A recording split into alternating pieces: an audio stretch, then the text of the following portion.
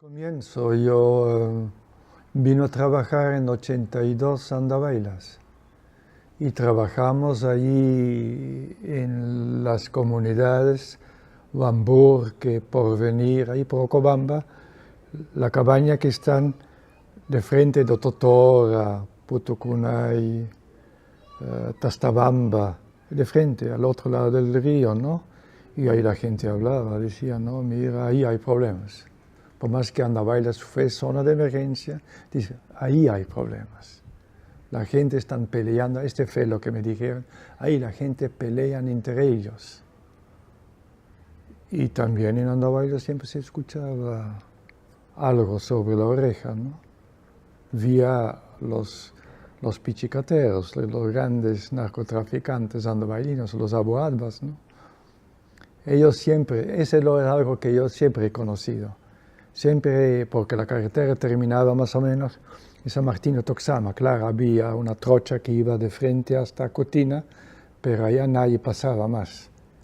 Y siempre cuando yo trabajaba por ahí me encontraba con camiones, veían esos medio camiones Dodge, ¿no? Ahí esperando, por más 4 o 5 de la tarde. Fueron los pichicateros de Andavailas que estaban esperando la coca que venía del otro lado, ¿no? No, Andavailas siempre ha sido, cuando yo llegaba a Andavailas, fue algo nuevo para nosotros, no conocía yo eso, fue la droga. Desde 82 y mucho más antes, siempre ha sido ciudad de pichicateros, siempre, pero no en la escala que es ahora, pero siempre ha sido.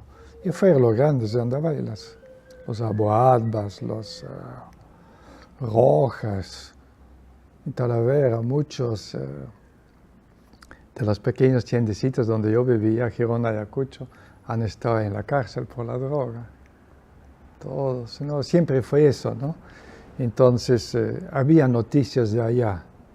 Y un poquito, cuando nosotros trabajamos por Cocas, por San Martín de Toxama, un poquito que no vamos a ir más allá, porque hay problemas. Pero también en Andavailas hubo problemas, ¿no? En Andavailas, toda esta zona de Andarapa fue una zona medio peligrosa. Nosotros nunca, cuando fuimos a trabajar ahí, siempre trataremos de salir ahí antes de las 4 de la tarde. Como que, ¿no? Sí, pero que la oreja, como digo, en 82 ya escuchaba de eso, ¿no?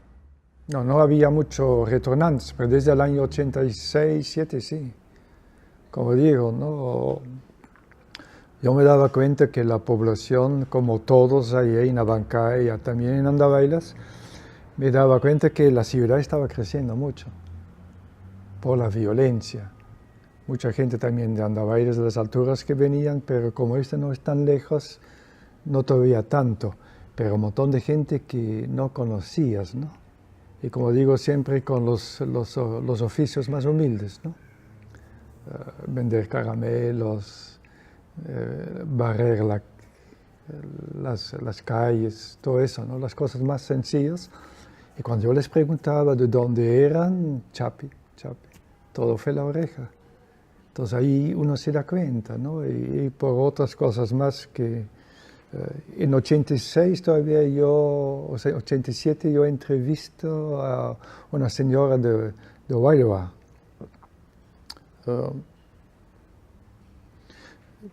Conozco bien la señora, ¿no? Y ella me contó toda su historia y fue una historia de violencia, ¿no? Ya había mucha gente ya y de ahí recién en 86, 7 yo empecé a entrar en esta onda de la oreja, ¿no?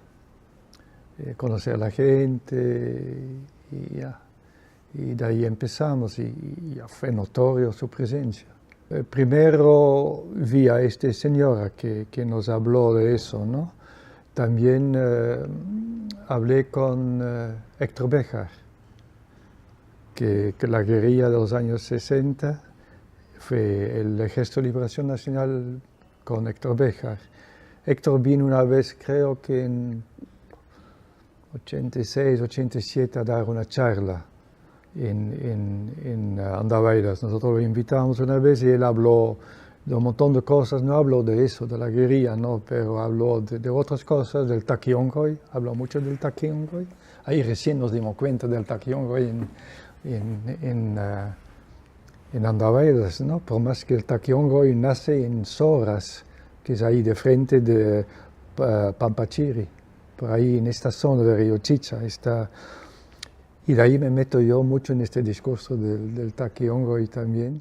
Héctor Bejar me hizo entrar así en esta onda de la oreja, y cuando yo dejo la Fundación Antón Espinoy, porque yo fui candidato a la alcaldía en el año 92, con un movimiento Chancacalpa, ¿no? Y nuestro discurso político fue el discurso del Taquiongoi, ¿no? El derecho a la diferencia, el derecho a la cultura, a la propia cultura, el derecho al propio idioma, ciudadanía también, pero desde la diferencia, y construir una imagen del país desde los diferentes grupos que estamos en este país, ¿no? Desde la diferencia. Y entonces me lancé en la alcaldía, no ganamos, pienso que hemos ganado, pero que me lo han robado la alcaldía, y soy seguro de eso, ¿no? Porque ganamos en todos los distritos grandes de Andaveiras, en toditos, y no soy alcalde, lo que es muy raro, ¿no? Pero bueno, y de ahí ya formamos una propia ONG, Proande, entre algunos amigos, formamos la ONG porque esto es muy fácil, ¿no? Tú haces una escritura notarial de la ONG y ya lo tienes, ¿no? Ahí recién hay que buscar proyectos, hay que buscar. Entonces yo decía, vamos a trabajar donde no trabajan otra gente, para que no nos están mirando. Y vamos a trabajar con la gente, porque ya conocía a toda esta gente, con la gente de la oreja. Empezamos a juntarnos, a hacer asambleas en Andaveiras, en plena calle, ¿no? Porque con la ONG ni siquiera tenía oficina, nada, ¿no? Ahí en plena calle, también en Ocobamba, y la gente decía, queremos volver y nosotros también fomentamos un poquito eso. Es como una interacción, ¿no? ¿Por qué van a estar ustedes acá como servidumbre de andahuaylinos? ¿Por qué no vuelven a sus tierras, que son inmensas, ¿no? Poco a poco regresamos. Toda la gente decía, sí, vamos a regresar, pero queremos un puente en Cocas, para volver. Estamos más que nada con la gente de Andaveiras, y para ellos el camino es Pacucha, Andarapa, Cocas, ¿no? Este es el camino para ir, ¿no? Toxama fue hacienda y Cocas fue otra hacienda, ¿no? Entonces dice, vamos a volver, pero queremos un puente. Y me dije, vamos a hacer el puente. Y construimos junto con ellos, con muchas dificultades, construimos el puente Cotinachaca, que fue toda una historia también, muy largo para explicar, pero fue toda una forma de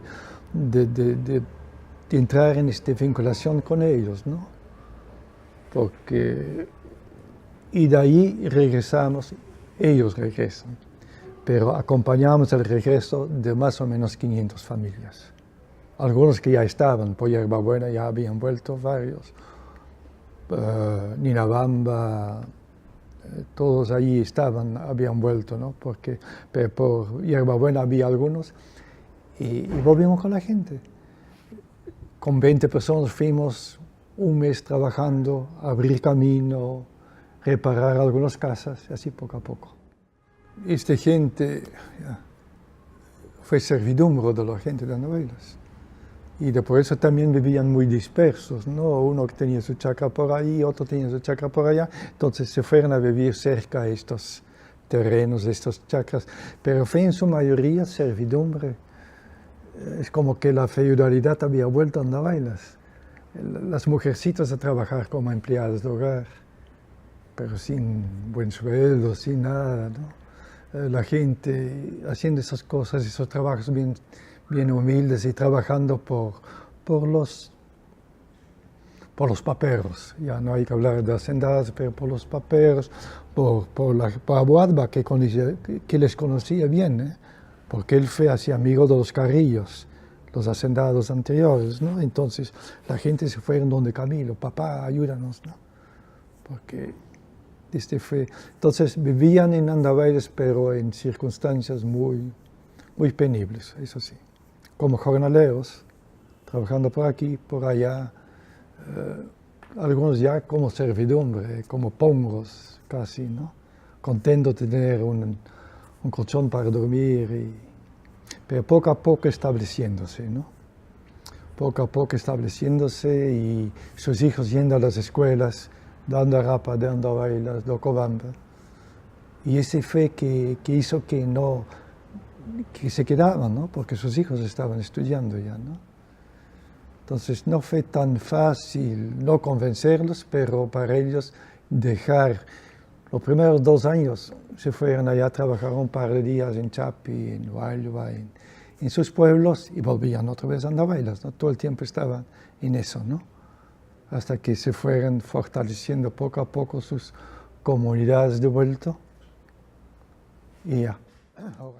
No, el puente por, se me fue el nombre, por Andarapa bajando para ir a, no sé, se me fue el nombre, Santa Carmen, y Santa Carmen el próximo es ese de donde vienen todos los ronderos, la ronda campesina son de allá, o sea, se me fue el nombre, en Inabamba, este puente sí, el puente de Santa Rosa había. Me imagino que la habían destruido, pero rápido la habían, porque ahí el río es más estrecho también, y estaba el cuartel durante estos años, entonces ahí había un puente. Pero el puente en Cocas, que se llamaba el puente Cocas, ya no había. El puente abajo de la cabaña para ir a Totora, tampoco no había. Había un puente restaurado por ir de Marabara, en Chincheros, para ir a Sonjopa. Este puente sí había, pero todos los otros puentes ya no había, ¿no? Entonces nosotros hemos puesto Cotinachaca, que es una historia bonita porque ese se llamaba Puente Cocas. Pero la gente decía, no, ese va a llamar Cotinachaca. Ese es nuestro puente, ¿no? Fue un compromiso entre la gente y nosotros, ¿no? Vamos a hacer el puente. Y de ahí buscar dinero, entonces al comienzo no había, ¿no? Pero Pronamach nos financió el puente. Vinieron una vez para hacer mirar y después nos dieron un plano. Pero fue un plano que tenían de esta forma de puente para todo el Perú. No fue un plano específico para este sitio. Entonces nosotros hemos tenido que adaptar todo ahí mismo, ¿no? Y recibimos el dinero, 50.000 soles. No, 50.000... No tengo que ser... No, 50.000 soles. Y con este hemos hecho el puente, pero como digo, todo fue esfuerzo de la gente, ¿no? Y de nosotros, ¿no? Buscábamos, casi no teníamos materiales. Teníamos un poquito de dinamita y 2, 3 barretas, 20 picos, 20 lampas, 4 carretillas y empezamos. Y fue más el esfuerzo de la gente, ¿no? Porque no había sueldos, nada. Nosotros tampoco. No hemos tenido sueldos todo el tiempo. Es decir, la ONG ProAnde, que recién habíamos formado, aparentemente fue los que ejecutaron la obra, pero no tuvimos ni experiencia, nunca lo hemos hecho. Y empezamos a trabajar y en turno se fueron 20 personas abajo, vivimos toda la semana durmiendo abajo del río, sin carpas, sin calaminas, sin nada, así al borde del río nomás. Y llevando comida el domingo, comprando la feria de Andaveiras y 2 señoras que cocinaban. Y bien, ¿no? Bien. Y en 3 meses terminamos el puente. Sin topógrafos, sin nada. Mira, por ahí ya, ¿cómo es? Más o menos. No, y tuvimos el plano, eso sí. Y como digo, pero fue importante para la gente, fue muy importante. Yo creo que no solamente fue en concreto cruzar el río, fue también cruzar hacia una nueva vida. Tenía todo un cargo simbólico muy grande, ¿no? Y la gente decía, tuvimos Pronamach nos había dado una placa grande, puente, cocas, ¿no? Y la gente decía, no, este no es de ellos, este puente es de nosotros, y botaron al río. Lo que habían recibido para colocar en el puente mismo, lo botaron al río. Dicen, no, este no es de Pronamach el puente es nuestro. Y como digo, había todavía, pero la zona cuando nosotros llegamos, no había nada, de verdad, no había nada. Tú andabas todavía caminando, había las trampas que habían puesto los senderistas. Tenías que cuidarte mucho porque había como huecos con sus palos, ellos habían puesto como trampas con palos muy agudos. Cuando te caes te malogras, ¿no? Hasta podías morir, todo eso. Dormimos afuera con la gente, en pleno calle, donde nos cayó la noche, dormimos. Así en el piso, y poco a poco formando y haciendo proyectos. Nosotros hicimos proyectos porque fuimos muy activistas, ¿no? Claro, había todo este carga muy fuerte de la violencia, pero no lo tocamos al comienzo, nosotros no lo tocamos. Pensábamos que teníamos que ganar nuestro espacio. Y la gente quiere volver para vivir, no para hablar del pasado, del dolor, del sufrimiento. A ver, vamos a ver esas cosas. Pero claro, durante nuestras caminatas nos encontramos y nos topamos y escuchamos muchas historias, ¿no? Y fue después de bueno, había todavía tensión, ¿no? Uno cuando caminabas allí, pero creo que ahora es más peligroso La Oreja que antes, desde cuando nosotros entramos, porque no había gente. Entramos en comunidades enteras que ya no existían, todo estaba derrumbado. Entramos y de lejos vimos un montón de animales en la plaza, venados, pumas, osos, pero no había gente. Es decir, entramos en zona así, tierra quemada, ¿no? No había ladrillo, no había adobe sobre adobe. Entonces, poco a poco, la gente iba formando sus comunidades. Los primeros años ni había tiendas, no había tiendas, nada. Hubo el temor muy fuerte que va a volver la situación. De la gente misma también, ¿no? Tenían temor. Yo nunca he encontrado con senderistas allí, nunca. Es decir, creo que ahora es más peligroso que antes. Pero ahí nos entramos con problemas, nos topamos con un montón de problemas.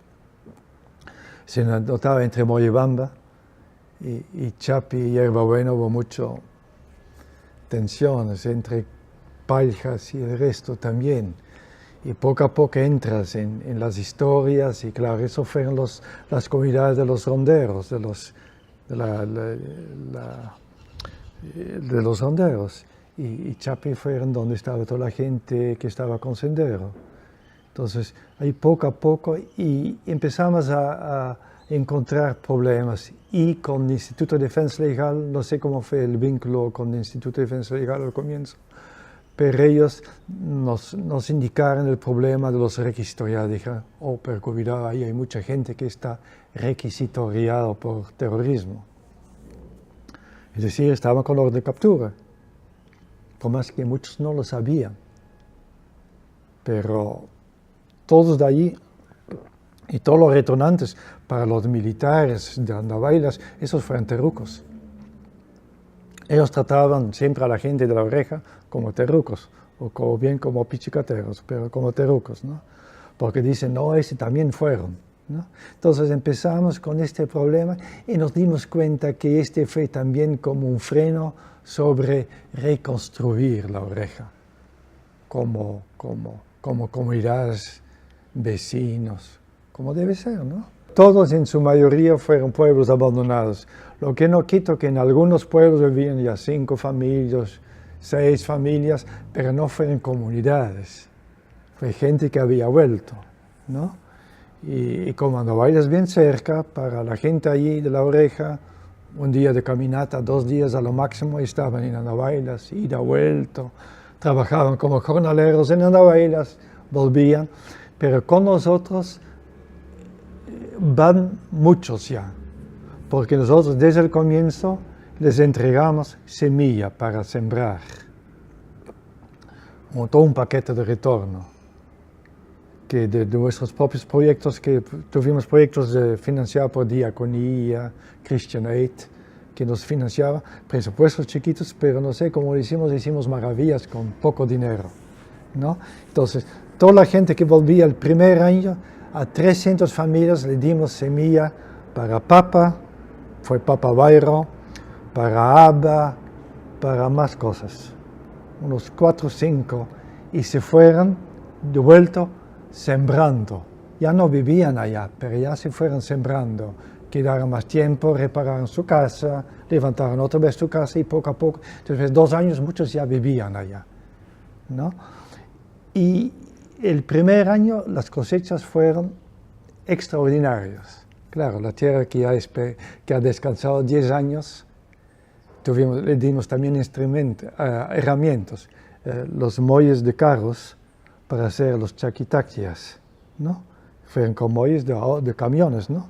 El muelle y con esto, cosas por el estilo, le dimos muchas cosas para ir a vivir otra vez, ollas, frazadas, todo eso, y la gente empezó así a formar sus pueblos otra vez, sí, y poco a poco. Y ahora sí, pero algunos todavía no son pueblos de verdad o muy grandes, Otros, Tastabamba, Totora, Putucunay funcionó muy bien. Chapi menos, pero también regular. Oronjoy, pésima. Oronjoy porque es lo más cercano a Andahuaylas, mucha gente ya con malas costumbres, ¿no? Por ejemplo,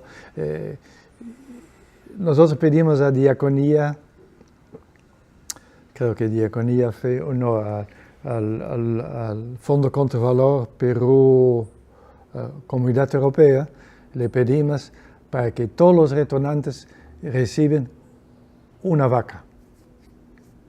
Porque esta gente tenían antes animales cualquier cantidad en La Oreja. El más pobre, antes de la violencia, tenía 10, 15 vacas. El más pobre. Había gente con 300 ganados, con 500. Porque ellos, no sé si te has dado cuenta, ellos manejaban su ganado de otra forma, no como en Andahuaylas, que tú tienes 3, 4 vacas y cada día tienes que estar acompañando, buscando para que comen. Ahí le botaron nomás sus animales al monte, porque es inmenso. La hacienda de Chapi son 40.000 hectáreas. 40.000 hectáreas, inmenso, entre Quebrada y Río Apurímac hasta el río Pampas. Tenían todos los pisos ecológicos, todo.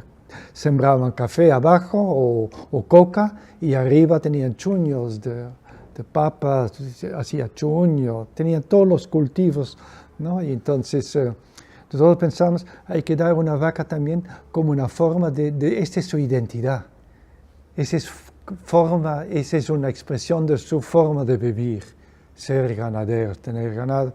Antes del movimiento había gente con mucho dinero. Y los andahuaylas siempre fueron allí, el nexo de Andahuaylas con ellos, para comprar el ganado, en una forma de trueque muy desigual, pero no les importaba porque tenían. Una campesina que decía que venía una con una pollera, y que dice a su esposo, mira, yo quiero esta pollera. Y el esposo dice, cómpralo, ¿no? Entonces, él decía, ¿cuánto por la pollera? Que el comerciante decía 2 torretes, 2 toros. Ya, llévalo, 2 toros. Es decir, el trueque fue muy desigual y muy ventajoso por los andahuaylas. Por eso digo, los andahuaylas siempre hablaban de La Oreja como algo suyo. Y Camilo abrió la carretera hasta Cocas abajo, por ahí hasta Cotina, y quería ir más allá. Esta fue la tierra prometida para los andahuaylinos. De verdad, fueron un poquito las relaciones humanas, también los andavelinos se fueron los dueños, ¿no? Y una vez que terminan las grandes haciendas con Héctor Béjar, terminan eso y fue tierra, porque la gente seguía manejar estas conductos, esta forma de gente de hacienda runa, ¿no? De gente de hacienda. No fueron comuneros. Por más que ya fueran comunidades, no fueron comuneros, de verdad, no tenían este espíritu, porque en el resto del Perú hay comunidades campesinos en Huancayo que son señores, la comunidad, los comuneros son hombres con identidad, con poder. Ellos no fueron siempre hacienda runa. Por eso cuando se escapan y se van a andavailas, van a trabajar como servidumbre, como toda su vida han trabajado como servidumbre. En la hacienda siempre han trabajado. Entonces, para ellos también fue quizás una forma, no fue el gran escándalo cuando llegaron a andavailas, tenían que trabajar para los señores, porque siempre ha sido así. Todavía decía, sí papá, no papá. A mí me dijeron papá Marcos, ¿no? Y tú sabes, el papá, del hombre andino dice papá, a él que es más, al hacendado dice papá, ¿no? Y él dice a la gente, hijo, hija. El blanco, el mestizo, el hacendado dice a la gente, hijo, hija. Eso es escuchado seguramente en su castellano, es una forma de, ustedes son niños. Yo decido para ustedes, yo digo a ustedes, hijo. Y el pobre, cuando habla conmigo, él me dice, ¿cómo está el niño Abraham? Él no va a decir cómo está tu hijo, él dice cómo está el niño. El hijo del hacendado es el niño. Tú puedes tener 40 años y te va a decir todavía el niño Dulio. El niño, decir, fue un poquito, y queremos nosotros romper eso, ¿no? Una vez, yo tenía un técnico agropecuario que trabajaba conmigo y estuvimos en Valle y nos fuimos y tuvimos caballos, ¿ya? Y habíamos comprado caballos, caballos que estaban allí siempre. Y cuando nosotros bajamos al río, los caballos venían abajo, trajeron, y nosotros subimos con los caballos, mulas, ¿no? Y el resto del mes estaban allí. Cuando nosotros no estábamos, y ellos trabajaban con este caballo, lo usaban, esos caballos y estas mulas, ¿no? Entonces estuvimos en Valloa y este técnico decía, y vamos a ir, creo que los caballos habían ido más allá a comer gras. Y él decía a uno de los campesinos de Valloa, hijo, puedes buscar mi caballo. Llegamos a Andavallo y decía, mira, acá termina. Tu trabajo conmigo. Tú no eres nadie para decir a un señor mayor, campesino, hijo. Oh, no, pero así se dice siempre. Dice, no, no es así. Hijo es el idioma de los hacendados. Yo soy el patrón, tú eres el hijo. Por eso digo, ahora estamos perdiendo un poquito el hilo pero para decir, fue el ambiente. Los andavelinos, el que fue capataz de la hacienda de Chapi se fue después también a hablar con la gente de Chapi. Y decía, ahí abajo en Chapi, cuidado, no trabajes con el gringo, porque el gringo es terruco. Podemos trabajar otra vez conmigo. Y seguramente un montón de gente que ha dicho, sí, papá, lo vamos a hacer. Sí, papá. Porque al hacendado o al capataz tú dices, papá. Entonces fue un mundo todavía muy feudal, lo que costó también formar comunidades, porque es también un proceso. Pero nosotros entramos por el lado de los cultivos porque fue necesario. Y cuando nosotros pedimos vacas, poquito más para su identidad, para la gente siempre han tenido, aunque sea una vaquita, pero otra vez para sentirse en casa, para también una forma de quedarse y trabajar bien. La financiera decía no, porque no es primera necesidad es agricultura. Entonces decimos, está bien, danos toros para arar la tierra. Por más que la gente no usa toros, hace chaclitactia.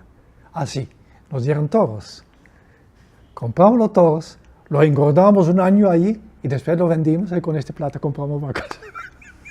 Para decir, eso fue lo bueno de trabajar en el culo del mundo, ¿no? Ahí, pero para nosotros fue más de las vacas, fue una forma, y funcionó bien en Tastabamba, Totora, Putucunay. Ahí ellos tenían, damos a Tastabamba 5 brown suizes y un toro.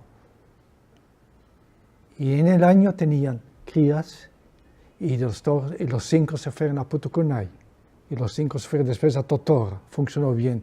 Pero Oronjoy, por ejemplo, ellos decían, vamos a hacer kermés. Tengo que comprar cosas para hacer el kermés, ¿no? Gaseosa, cerveza, ¿no? Ah, ¿qué haremos? Vendimos los toros que nos andaban probando y vendieron los toros. Pero después del kermés nadie paga, ¿no? Todo es al fiado, ¿no? Y ya no tenían sus animales, ¿no? Se habían perdido sus animales.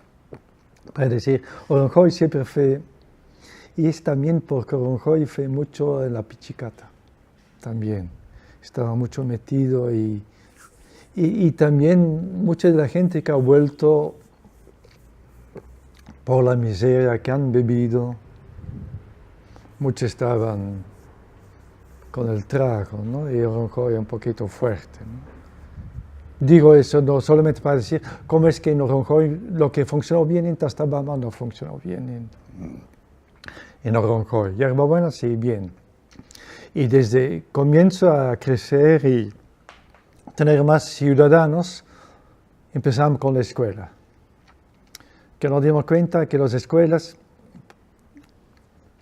fueron muchas escuelas, que los profesores fueron de Ayacucho. Yo he visto eso. Llegamos en mayo, fines de mayo en Cutina, y ahí llegaban recién los profesores para dictar clases. Fines de mayo. Cualquier pretexto fue bueno para decir, ya vuelvo a Ayacucho para un curso de capacitación, tengo que ir a recoger mi cheque. No funcionaban las escuelas. Pero ¿qué fue el problema también de las escuelas? Es que no había alumnos. Tú tenías que tener, creo, más de 40 alumnos para tener un segundo profesor. Entonces, muchas de estas escuelas fue un profesor nomás, 5 o 6 grados. Con a veces un alumno tercer grado, 2 cuarto grado. Entonces nosotros pusimos mucho esfuerzo en las escuelas. Empezamos con un proyecto de educación bilingüe. Pero también con todo nuestro discurso de la propia identidad del idioma, como digo, de la vaca, el idioma, todo, para que la gente se sientan en casa. Y por eso empezamos en todos los pueblos a trabajar, también en Anco, también abajo, en Lechemayo, en Texipampa, en todas estas escuelas trabajamos. Esta fue otra forma de entrar, pero ya de comunidades más establecidas, ¿no? Y el otro, formamos promotores de agricultura, promotores de salud, todas esas cosas, ¿no? Las cosas tradicionales. ¿Hasta qué fecha más o menos? Desde el año 2000 estamos en eso ya. Y empezamos desde 87 el problema de los requisitoriados. Y con IDR trabajamos y armamos un expediente. IDR nos decía, mira, tenemos un expediente con más de 90 requisitoriados que vivían más que nada por Tastabamba, Totora, Chapi, algunos de Oronjoy, ¿no? Gente que no son ciudadanos más, no tenían cualquier problema, no podían viajar más, porque basta que haya un control en Pucusana, y control ya tú eres requistoriada y adentro, ¿no? Entonces armamos un expediente, ellos hablan con la sala del terrorismo y decimos, vamos a hacer el primer juicio de este expediente 90 y la estrategia fue, nos presentamos con 12 y trataremos de absolver los docentes también por la misma causa, los todos, ¿no? Y había muchos de ellos que vivían o estaban muertos o vivían en Lima o Cusco, Chanchamayo, ¿no? Mucha gente que ni siquiera sabía, ¿no? Y vamos con la defensoría, con gente de de Humberto Lanciers. Te dice algo que se fue la comisión ad hoc, ¿no?, por terrorismo. Fuimos allá a Tastabamba, una asamblea grande. La gente de Oronjoy también iba, todo un montón, un ambiente muy tenso, ¿no? Y allí los abogados explicando, no, lo vamos... Podemos solucionar eso cuando hay juicio, mientras que no hay juicio, no se soluciona el problema de los requisitoriados. Debe haber un juicio. Entonces, ¿por qué no nos presentamos con un grupo? El juicio iba a ser en Quencoro, en Cusco, en la cárcel. Nos presentamos con un grupo, ahí se los liberan a todos, ¿no? Y todavía la gente diciendo, no, este juicio es un tigre de papel. Lo vamos a lograr. Entonces ahí en esta asamblea, en Tastabamba, con un montón de gente, ¿no?, dijimos, ok, ¿quiénes van? Y se presentan. Hablan entre ellos, es difícil, ¿no? Algunos dicen, yo voy. Antes habíamos hecho ya reuniones en Andavailas mismo, comprobando con esta gente, ¿no? Yo voy, y es algo que es muy importante, ¿no? Porque la mayoría de la gente tenía que ver con el asunto. Cuando después lees los retiradas, mucha gente está 5 años con Sendero en esta zona. 5 años que han vivido en el monte, que no han vivido en sus casas. Que es mucho, 5 años, no es poco, ¿no?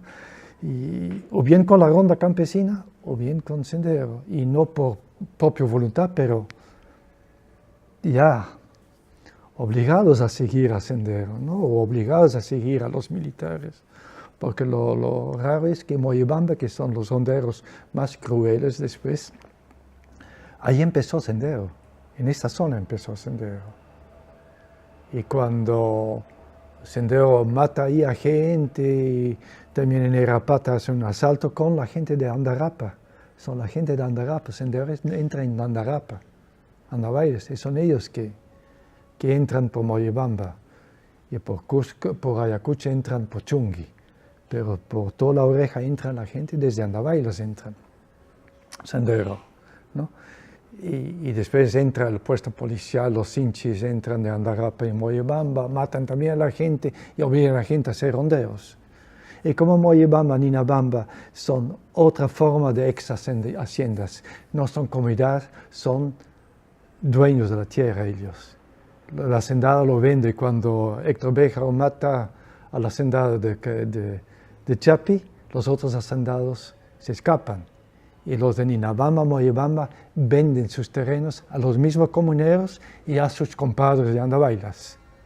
Entonces, ellos manejan sus tierras como comunidades, lo manejan un poquito, porque están también con esta mentalidad todavía, pero son parcelarios, ellos ya no son ex-hacendados, ya no son comunidades campesinas, son Jopa, Paijas, todo Tastabamba son ex-haciendas. Chape es ex-hacienda, los 10 pagos, ¿no? Hierbabueno, todos son ex-haciendas, ellos no son.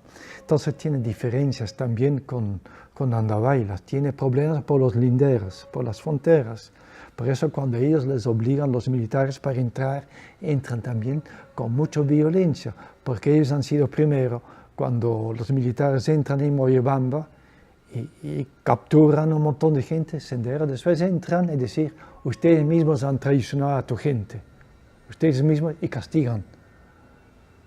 A Moyobamba, Sendero también les castiga. Primero les castiga el ejército y después Sendero les castiga. Entonces hay todo este problema cuando ellos entran como ronderos, entran con una carga mucho de odio también.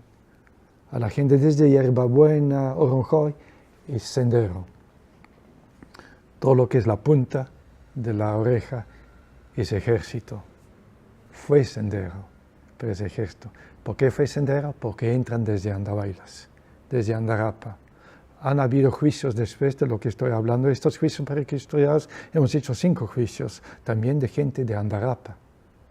Edith Lagos está en este expediente de Andarapa. La camarada Lidia, ¿no? Está en este expediente. Yo no sé si ella entró en la oreja, pero puede ser que entró porque ella estaba en Toxama, en Cocas. Ahí entramos en esto y se presentan y ponen una condición. Vamos a ir a Kencora y hay uno de Tastaban que yo tengo mucho respeto, a Spur. Él asume, él dice sí, hemos ido y yo me voy a presentar, ¿no? Pero la asamblea dice una condición. ¿Qué es la condición? Que Marcos y Félix Barbarán, que trabaja conmigo, que ellos nos acompañen. Si ellos van con nosotros, vamos. Que nosotros dicen, no, pero IDL, que no. Marcos y Félix, bueno, no quiero, pero para decir el vínculo que hemos conseguido después de años. Como digo, no fue algo, porque también nos topamos con este problema fuerte de la violencia. 87, 88 son los primeros juicios de requistoriados. 90, no 80, 90, porque recién entramos en 92, ¿ya? En 98 vamos a Kencora, juicio, y vamos con 12. Cuando viajamos, todos son requistoriados. Cualquier control en la carretera puede ser que lo capturan. También dormimos en la casa de los campesinos de Cusco, y de ahí vamos a Kencora y los jueces que fue la sala superior por terrorismo, Marco Ibaceta, pero ya no fueron los jueces sin rostros, eso ya se fue. Entonces ellos dijeron no, a 5 nomás, y el resto no, a 5 nomás, ¿ya? Y se quedaron 5, entre ellos, bueno, Aspur, otros 5 más se quedan, y se hace el juicio. Nosotros estuvimos ahí. Félix fue el intérprete de quechua castellano, que fue bueno porque podemos dar un poquito, ¿no? Yo estaba 3 días con ellos en la cárcel, pero no tenían que, porque cuando tú entras al juicio, tú vas a la cárcel. Pero con los jueces, Marco Ibaceta, tengo que decir, yo tengo mucho respeto para ese señor, por más que fue muy fujimorista después, ¿no? Porque él decía no lo capturamos. Prande es responsable de ellos, pueden ir con Prande. Porque son gente de otro mundo, de este mundo arcaico.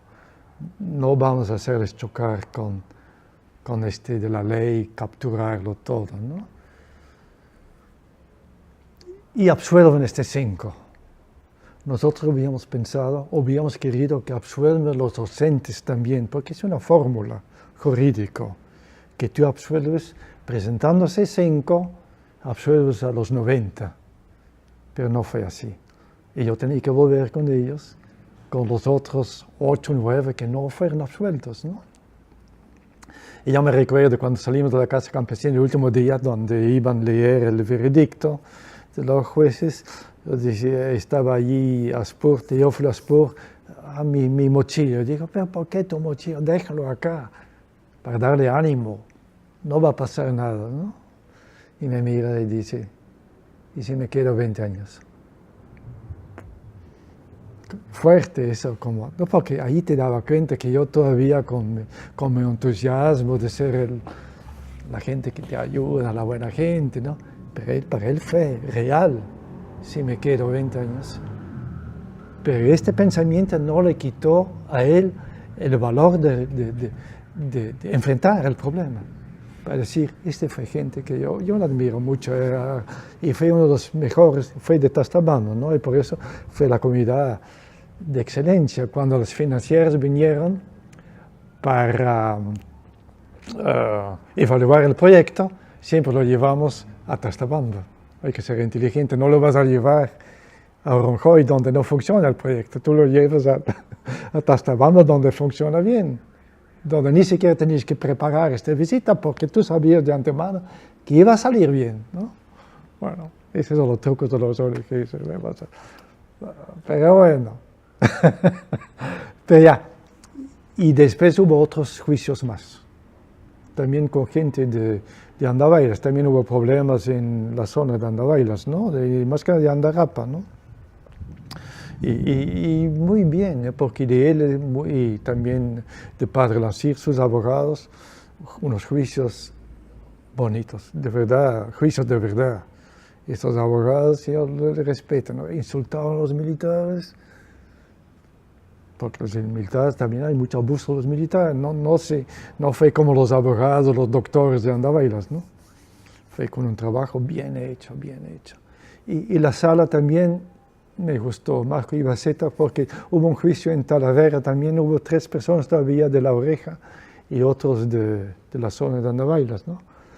Y ahí una noche he podido hablar 3 horas con él en la plaza de Talavera, indicando, y también él se disculpó por el trato de sus co-jueces, que son cusqueños, con la gente, porque yo le llamó la atención a Marco Ibaceta y digo, ustedes no tienen derecho de llamar la atención a uno, le decía a un campesino que estaba sentado, levántate, pareces mujer. Yo decía, Marco Ibaceta, ¿qué derecho tiene ese señor para insultar a la gente? Esta gente tiene su dignidad, ¿no? Y él se disculpó en público por el trato de sus co-jueces, que son gente de 50, 60 años, ya señores jueces, ¿no? No, este fue un eje de trabajo, como digo, ¿no? Agricultura, educación, mujeres, ecología, y empezamos también lo que en el último conversatorio en Ayacucho, nosotros hicimos ya todo un trabajo para, la idea nuestra fue criar la oreja de perro como parque intangible de reserva, ¿no? Y fomentar quizás a lo largo el turismo, todo eso. Y las rondas campesinas que fueron formados, recién después, cuando la gente retornaba, los militares formaban rondas. Estaba AMBA ahí, ¿no? Las rondas campesinas formaron, ese bueno en 95, 96. También formaron rondas en Andaveiras, donde nunca hubo ronda campesina, en Tanquiva, que fronteriza con Cotina, porque Cotina y su territorio de Tanquiva formaban rondas. ¿Para qué formaban rondas? Porque volvía la gente, y para los militares, esos son terrucos. Tanquiva, que nunca ha tenido ronda, ni en la zona de los años 80, tenían en 96 ronda campesina. ¿Para defender a quién? A pobres retornantes que vuelven, porque para los militares esos fueron, quizás todavía manejan esta idea. A mí me acusaron por terruco, ¿no? Yo tenía un juicio, ¿no? Bueno, no llegó al juicio porque en los interrogatorios todo yo tenía apoyo de IDL y del Defensor del Pueblo. Pero el Defensor del Pueblo, Santisteban, el primero, yo todavía estaba durmiendo aquí a las 11 de la noche, me llama por teléfono. Y me dice, Marcos, si yo estuviera en tu pellejo, me voy. Tú no tienes ninguna chance. Porque él había mandado a su gente a Andaveiras y ahí parece que han dicho no. ¿Y por qué me acusaron? Porque trabajaba con la gente a La Oreja.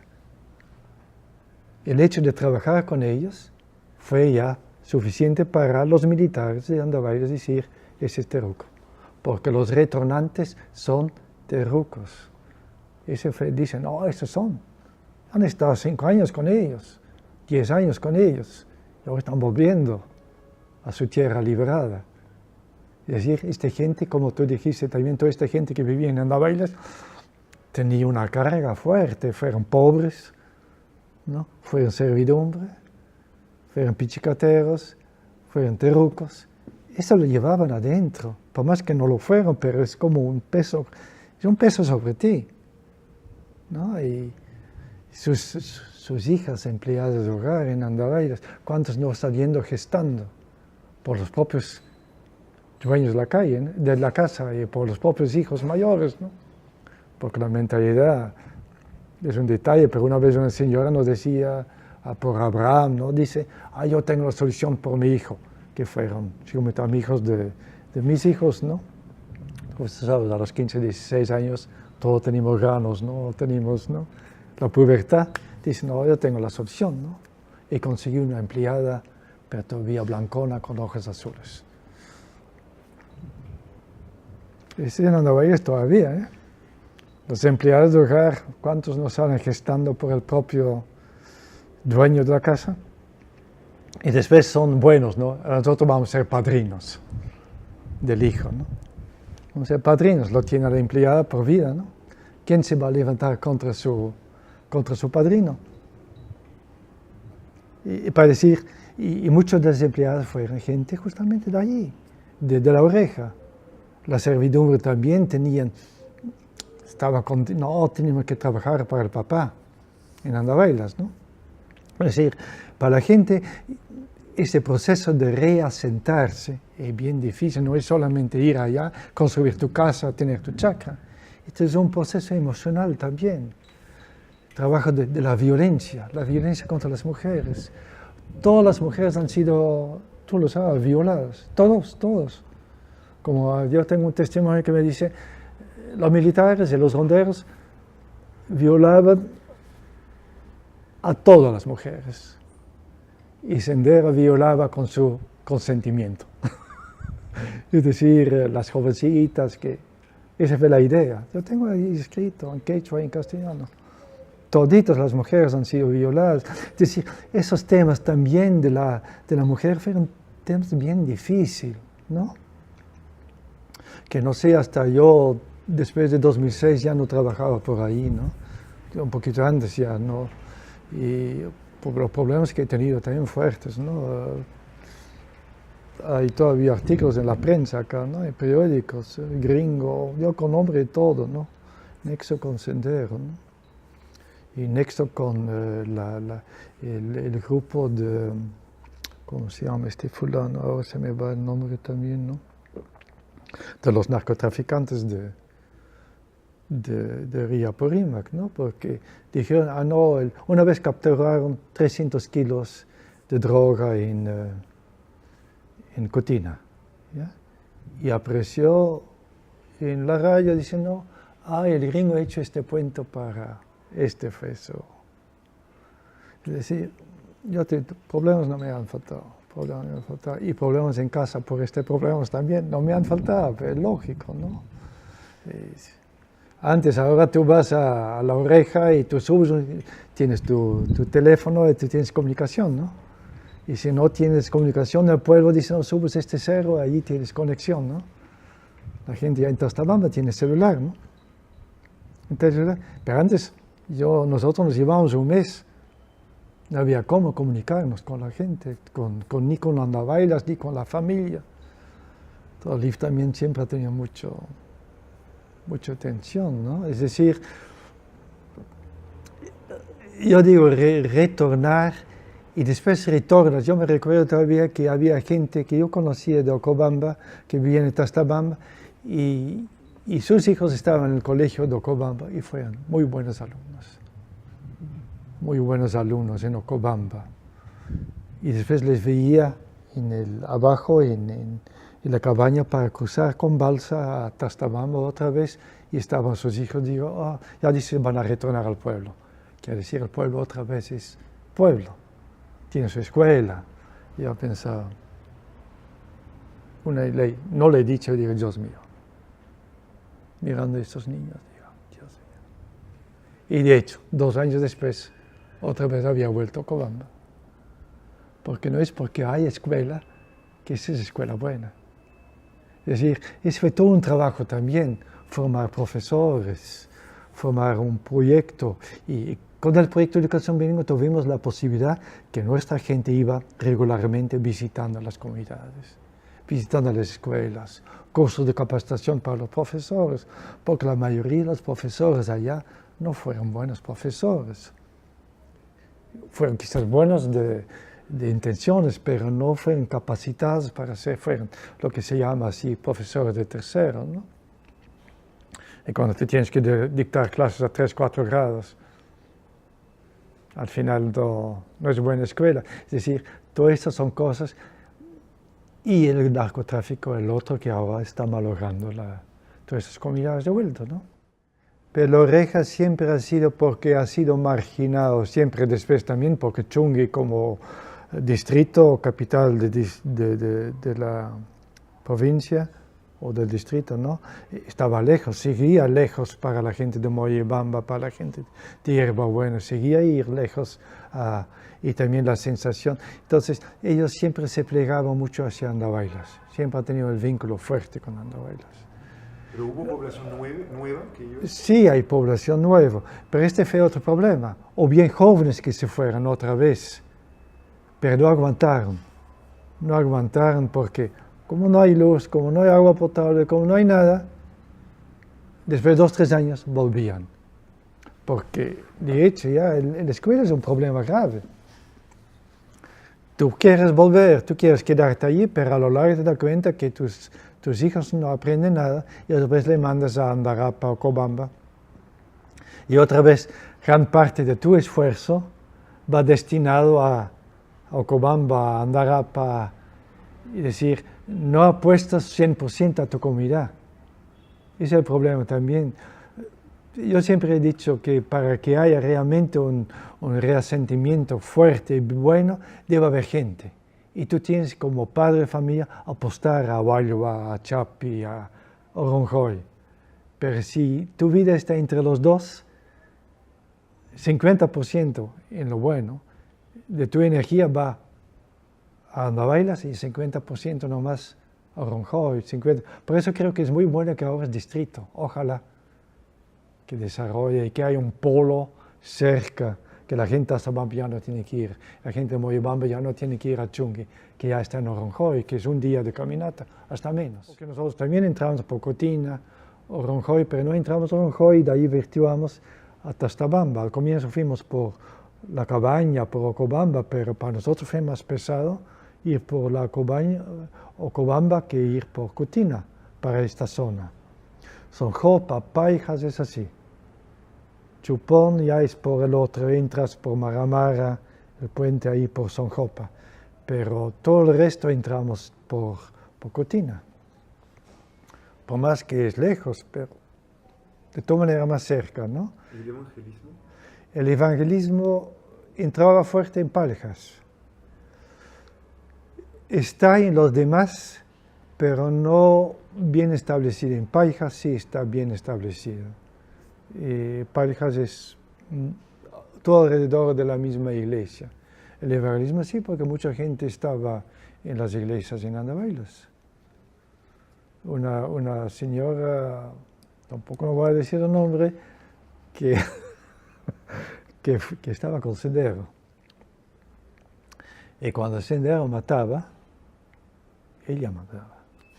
Porque siempre fue las mujeres que al final, porque esa es una forma, bueno, después de, ¿no? Y ella después estaba con la iglesia evangelista. Y dice, no retorno, mi fe, mi Dios, sí estaban. Sí hay presencia, pero no como fuerte, pero sí que hay. Pero lo que hay ahora que les debilita en muchas comunidades que son 2 o 3 iglesias de evangelistas. No es uno solo, en Paijas es todo alrededor de la misma doctrina, desde la misma, o bien todos son pentecostales, o bien todos son séptimo día, pero en otras comunidades hay gente que son de séptimo día, otros que son pentecostales, lo que hace que tampoco no son bloques fuertes. Pero están. Y es chistoso, ¿no? Porque nosotros pero fueron por abajo, por Villa Aurora, por esta gente. Una vez viajamos con un pastor a San Francisco, con bus, ¿ya? Y hablamos con él, ¿no?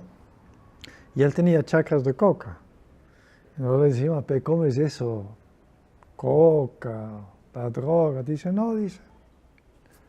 Lees, dice el Apocalipsis, estamos ayudando la obra de Dios, el fin del mundo, la gente que empieza a pelearse entre ellos, todo el Apocalipsis, y con la coca ayudamos que el fin del mundo llegue más rápido. Yo estoy ayudando a la obra de Dios, teniendo mi coca. Yo no soy adicto, yo no hago nada mal. Para decir, evangelistas son un poquito en eso también, tienen una explicación para todo. El problema siempre es el otro, no ayuda. Paijas está metido en la droga igual, ¿eh? Todos son evangelistas, pero igual están metidos en la droga. como que tendrán ellos otras explicaciones para eso. Pero sí, hay este fenómeno. Pero en La Oreja todavía por los muchos problemas que vive la gente, son comunidad, porque se necesitan.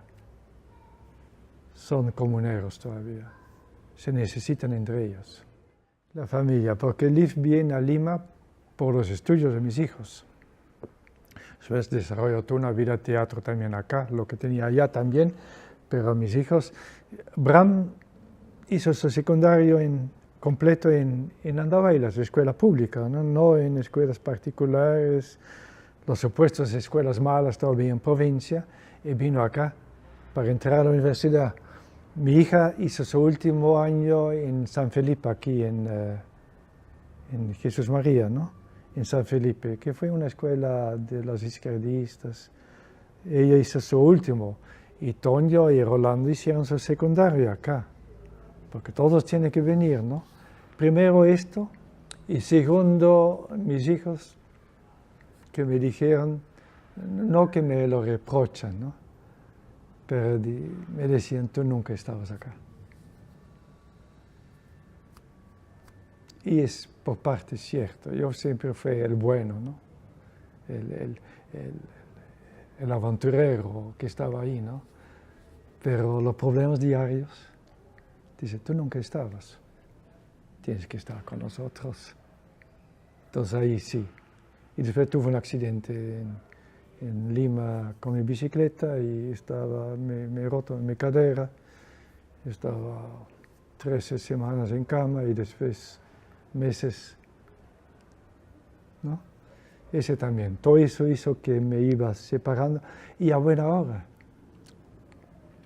Porque yo me había metido en los años 2000 también otra vez en la política con Liapanchik.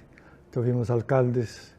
Primer alcalde campesino de Andavailas fue de Liapanchik, ¿no? Porque fue toda una política también de identidad del taquiongo y del idioma, de formar, de crear una identidad peruana desde las provincias, fue todo eso, ¿no? Y también una lucha de emancipación, ¿no? Porque yo decía siempre las tomas de tierras, y 30 años después de las tomas de tierras todavía no había comuneros, concejales, alcaldes, eso fue para después. Hasta los mismos movimientos izquierdistas fue para después. No, fue los profesores, los hijos de hacendados fueron nosotros rompimos esos esquemas, ¿no? Pero ese también, pero yo no podía soltarme de Andavailas. Y creo que el accidente y mis hijos me pusieron en mi sitio y han dicho, mira, córtate el ombligo, córtale, termínalo. Y tenía razón. También porque cuando tú estás años en algo, empieza a ser un freno o te falta entusiasmo. Cuando la gente viene con nuevas ideas, pero ¿para qué? Ya hemos hecho, esto no. Yo me daba cuenta que en la misma ONG también estaba yo, quizás no un freno, pero como yo tengo mis reservas muy fuertes cuando trabajo de ONG, sobre mi propio trabajo también, tengo muchos, como todo el mundo lo tiene después de ciertos años, tú empiezas a entender, ahora estoy aprendiendo más cosas todavía, ¿no? Una cosa es trabajar con víctimas de estos problemas, de estos años tumultuosos. Otra cosa es serlo, ¿no? Leyendo Primo Levi de los campos de concentración, pienso que nosotros muchas veces fuimos activistas. Y siendo activista es bueno, porque tú ayudas a la gente. Ojalá que lo ayudes como compasión, como una forma de vida, pero hay que no lo ayudes entrando en los esquemas de los... Yo me he dado cuenta también que hemos hecho cosas que no funcionaron, ¿no? ¿Y por qué no funcionaron? Porque tuvimos nuestros puntos de vista, ¿no? Desde los ONGs, ¿no? Todos son esquemas que no son los esquemas de la gente. los esquemas de la ecología, que no son esquemas de ellos. ¿Por qué están metidos ahora todos en la droga? Porque da dinero. Siendo pobres, sembrando frijol, sembrando todo bonito, mis cuyes, mi mundo agrario. También que como ONG, yo siempre pensaba eso, y pienso también como ONG, como este trabajo, lo que tú haces, yo dices, es abrir la puerta de la casa, abrir las ventanas al mundo. Tu mundo es más grande que la oreja de perro. Mandas a tus hijas a la escuela, pero te das cuenta que una vez que tú abres las ventanas, la gente por ahí sale al mundo. Y ahí se dan cuenta que el mundo es ancho y ajeno. No es este pequeño pueblo, no es Tastabamba, no es Chapi. Mundo chico. Yo me doy cuenta con mis propios hijos. Cuando ellos hablan su juventud es la maravilla. Talavera. Mi hijo Toño es un talaverino. De primero trabaja en el Ministerio de Presidencia, ¿no? Pero su alma es eso, es Talavera. Pero cuando yo les digo a ellos, ¿quieren volver a vivir a Talavera? No. Digo, pero no, ustedes han sido tan felices. No, mundo chico, infierno grande. Son mundos sin libertad. La control social es muy grande viviendo en esas comunidades. Y yo entiendo a los jóvenes de Chapi, de Tasbamba, que dicen, nos vamos, no nos quedamos acá. Lo mismo en la selva central, ¿no? Porque yo puedo comprar una chacra de 30 hectáreas. Porque el señor que me lo vende dice, mis propios hijos no quieren seguir. Mundo chico, infierno grande. Y como ONG, nosotros hemos trabajado mucho en fortalecer la comunidad campesina, y tuvimos al final una prédica que no es verdad. Que hay cosas de la verdad dentro de esta prédica, sí, pero no es en su totalidad. La comunidad campesina también tiene sus límites, tiene su forma muy paternalista de ver el mundo. Para decir nomás, ser gay en la oreja del perro.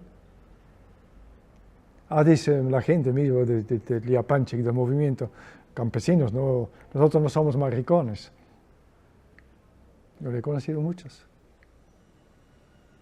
Y ser gay en hierbabuena, ¿qué es tu futuro? Es decir, el mundo es ancho y ajeno. Y para mí fue un proceso de acompañar, yo he aprendido mucho. Desde el comienzo de estar en Perú, ¿no? Pero tú vas aprendiendo también en el camino, ¿no? Y dándote cuenta que no... A mí me da una tremenda pena de la señora Teresa Vilches de Huelva, una mujer. Esa es la que me hizo mover a ir a la oreja, ¿no? Cuando voy a Andahuaylas dice, ahora, ¿sabes qué? Su hijo. Su hija, 3 años en la cárcel en Andahuaylas. ¿Para qué? Llevar coca. Su hijo, estoy hablando de 6 meses, está tomándose desayuno en Andahuaylas, en un restaurante, entra gente con pistola y lo matan y se va. Vengo a visitarme. Yo digo, está bien, yo pensaba que vivían aquí nomás en Ayacucho, pero vivían ya en las afueras de Ayacucho, yendo a Andahuaylas. Y me fui. Y toda la gente de Hierbabuena, dije, ¿qué hacen ustedes acá? Otra vez viviendo en pobreza, trabajando como jornaleros. Yo les he conocido allá. Dicen, nosotros nos hemos escapado. Narcotráfico. No queremos que nuestros hijos estén en eso. Como digo, ese es que tú dices, ¿y para qué? ¿Para qué hemos retornado? Para otra vez vivir con temor, para nuestros hijos que lo matan en un restaurante en Andahuaylas, para mi hija 2, 3 años preso en Andahuaylas. Yo fui a la cárcel, cuando estaba en Andahuaylas fui a visitar la cárcel, porque se mete un montón de gente, he visto de varones, de las mujeres ninguna quería vernos. Y la vigilante que conocimos se decía, no, se mueren de vergüenza. Gente que ha retornado con nosotros 20 años preso en Andameiras.